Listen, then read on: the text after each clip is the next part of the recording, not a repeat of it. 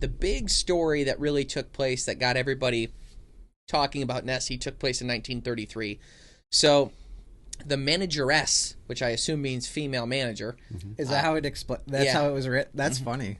I never heard that. Yeah, so in 1933, her and her husband were going down the road, and there had been a road that was recently built right up along the North Shore there on, Loch Ness, the lake. They were coming back from Inverness, and they're driving down the road, and she was, looking out the window, and the water was completely flat that day, which to me it seems like it's normally flat, but it creates like a wind tunnel at times that it gets white caps. It's either white caps or just glass. No cap. Yeah. So she said it was super glassy, and then she was looking out, and all of a sudden a creature just hopped out of the water, giant, huge, and for over a minute was flipping around and doing all kinds of they watched it and observed it for a minute and a half. Just out there playing. Mm-hmm. And then it went down, and when it went down, for whatever reason, every account says it left they call it shaken like a cauldron, simmery top. Oh, like bubble, a bunch of or head in a beer. Yeah. Okay. Nice. Good example. That's a surprising reference for you. Root beer. You still has see it. it. Root beer has it. Root beer has it. Draft root beer, yeah. I've also always tried to figure out whether people liked it or not, because people would brag about creamy head in commercials, but then I would go to a restaurant and they'd be doing everything they could to pour it off. And some people love it, some people hate it, so I actually don't know whether it's a good thing or not. There's a fine balance, because sometimes what will happen is when they pour your beer, they'll give you if this is your glass, they'll give you this much head and this much beer. Not really, that's an exaggeration, but it's I don't want a glass full of foam. So it's kind of would it be equivalent to ice cream with whipped cream on it, where it's I want some whipped cream, but I don't want all whipped cream in the tiniest bit of ice cream. Yeah. Okay. Yes. Okay. Moving on. Now that I got that figured out, I don't drink alcohol at all, so I ask a lot of questions. And this does affect me for root beer. And I like a lot of head on my root beer. I do. Heck yeah. Yeah. Hell yes. They say it left that head type froth on the top of the surface when it went down like a slime trail. And then so they went in, and she went to the bar and rushed in, and character reference wise, everybody claimed they were a really well-known couple. She was the manageress at the hotel. Her husband was a successful businessman. Everyone in town knew him, and they were very straightforward conservative people that people trusted. Very well known. And she was known as kind of being a tough, no-nonsense kind of woman. Mm-hmm. So I picture your mother. When she came in and told people, this is what I saw, and she didn't ham it up and stuff, they're like, are you serious? She's like, listen, don't tell anyone. When she went into the bar and told her close friends. Of course, they told people. She interviews for the newspaper, and she's like, listen, I'll do the interview, but you are not to tell anyone my name or anything. I don't want publicity for this. I don't want nothing to do with this. I don't want to only be known for this. Yeah. Oh. Well, sorry, Aldi, I believe her name was. Sorry, you're going to be known for that forever. So anyhow, she does that. The newspapers come. They release it, that it happened, and they tell the story and stuff just the way that she said it. And then eventually, through interviews and people at the bar leaking it and stuff, people determined that it was her who said it. And then she became known for nothing but that. A lot of people speculate that she was full of it and that she did it to get a bunch of hotel business. And that was going to be my question. The hotel business skyrocketed after that, which would have happened whether they knew it was her or not. You'd have to ask yourself what her motives are, but I never met her. The character references say that there's no way she'd make this up, so there is that. What's interesting, though, and what was difficult about writing this Wilderness Chronicles episode was the fact that there was a lot of contradiction. I couldn't rely on Google, I couldn't rely on Yahoo, I couldn't rely on Bing, ChatGPT. Nobody was reliable because, when I asked ChatGPT what happened with her when I was doing my research, it told me a completely different story. It said that she was actually emptying bathwater at the hotel, and she was about to dump it and then saw it, and then the other manager came out and saw it just as it went underwater, but got to see the ripples from it. And that story's told everywhere, and it's not true. I can't say the other one's true either, but that's not what was in the newspaper article. So I actually had to dig deep, find the original newspaper article, and read that, and make sure that one wasn't the fake one. Yeah. So it was typically when I'm writing Wilderness Chronicles and I'm doing research, I use Google and I use ChatGPT to try and figure out what the truth is. Boy, it was way harder this time. With Loch Ness, it was way harder.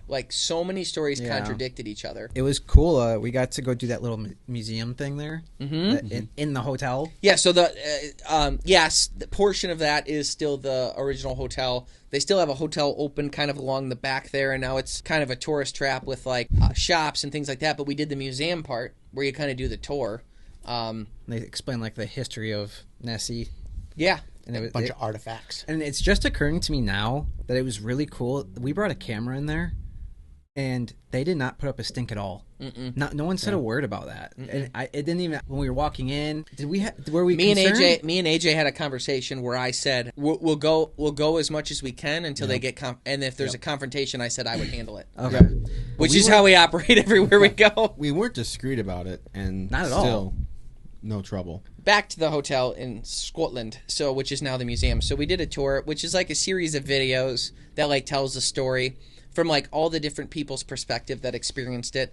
We think they have the submarine there that was used in the 1970s to scope out Loch Ness. They've used sonar, they've used all sorts of things. But what was interesting to me and what keeps the spirit of the entire thing alive is there's still projects and people working on this right now. There's still, and some of them are scientific, some of them believe from like their interested standpoint. Some people are non-believers, but like there's scientific research happening with universities, with groups right now. So I kind of break those projects down and like what's happening with those currently, and then obviously give my thoughts on Loch Ness overall. But the experience was interesting. We asked probably 8 people in Scotland if they believe in it or not, and 5 of them said could be. 2 of them said nope, no chance, and 1 said yes. So our guy was all about it. The boat, the secondary boat we were on. What was his name? Yeah, I liked Eric him too. Or I don't know. But yeah, What do you say? He looked like John He Lennon. believed in it. He's like, yeah, I think it's real. But I also think that they're like is like this like I bet they hope it's real. Shit, for their They're money part is of the tourism attraction. Well, now. I think there's like a component of it that is like you're here as an American spending your money. It's kind of like parents and Santa Claus. Yeah, Santa's real. Oh, I see. Yeah, Yeah, like he wants to tell you it's real because it's like it's part of the experience. yeah. I will say too, we fished on the loch like we said. While we were out there, we didn't see a single fisherman. Not one. No, Not one. That's true. The only thing we saw on the loch was people going by in the tour boats where they're running the sonars and watching the screens and hoping they get to see Loch Ness, which is like a tourist thing.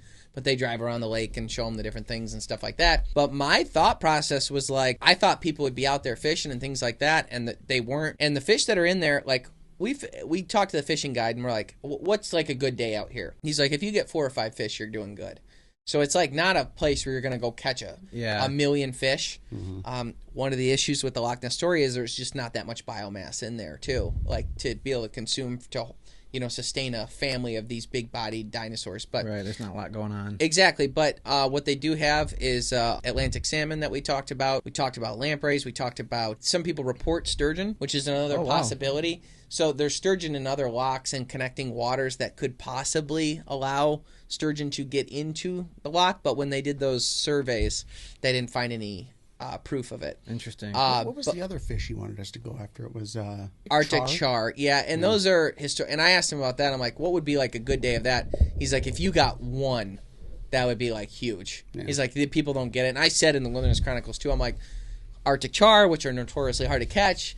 They also have pike in there. But it's just interesting to me because, like, learning to fish there, like, we had a great guide. I, like, did what he said. We were basically using, like, 4-inch Rapalas would be the best way to describe it. Yeah, there's not, like, nobody's out there in a nice deep V tracker. Yeah, there's nothing like that. There's, like, a lot of makeshift boats out there still. Just the standard. Yeah, it's weird. It's all, even, like, the big survey boats are, like, old wood ships. Yeah. Like, they're not... They look cool. Yeah. Very cool. So it's just a weird environment. Like, the boats were very old. It's like very back in time, and like most of the boat that the fishing guide had was like he made. Yeah. Like it's beautiful. Yeah. But it's like his fishing rods were even makeshift. Yeah. Yeah. They don't have a Bass Pro to just go to the store. Yeah. And with a tax rate that's like 50%, it's not exactly probably easy to afford things either. Yeah. It's very sad.